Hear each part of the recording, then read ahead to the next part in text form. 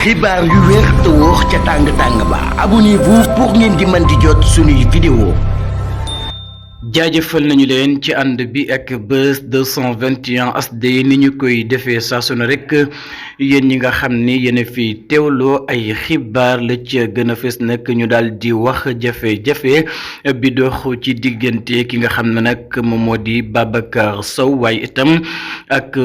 ki nga xam ne nag moom moo di Mamadou Massaly ginnaaw jafe-jafe yi nga xam ne nag am nañu ko ba waral mu yóbbu ko ci li nga xam ne nag moom moo di yoon moom Massaly mu di ay kàddu yoo xam ne yëkkati woon na ko teg ko ci deram mu mel na nag loolee di formation la ba tax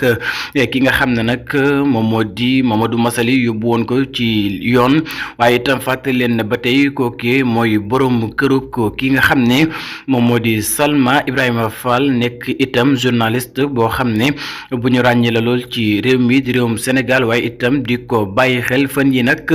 lañu ko daal di takk niki tey ki nga xam ne moom moo di Babacar Sow di borom këram defoon nañu ko li nga xam ne nag moom moo di garde à vue la ko waraloon nag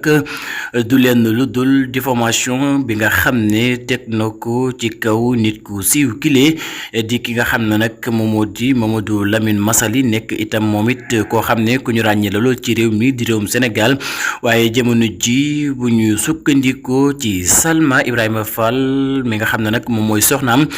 publié na ci page Facebook am di xam ne nag kii di Babacar Sow di borom këram mujjee nañu ko daal di bàyyi mu daal di dellu ca fa nga xam ne nag moom moo di càkk njabootam ginnaaw bu ñu ko digloowee ba noppi def ko li nga xam ne nag moom moo di garde à vue waaye ginnaaw bi la nag ki nga xam ne moom moo di Salma Ibrahima Fall publié na ci page Facebook am di xam ne nag borom këram bi la nag daal di nañu koy bàyyi mu daal di dellu ca ak njabootam.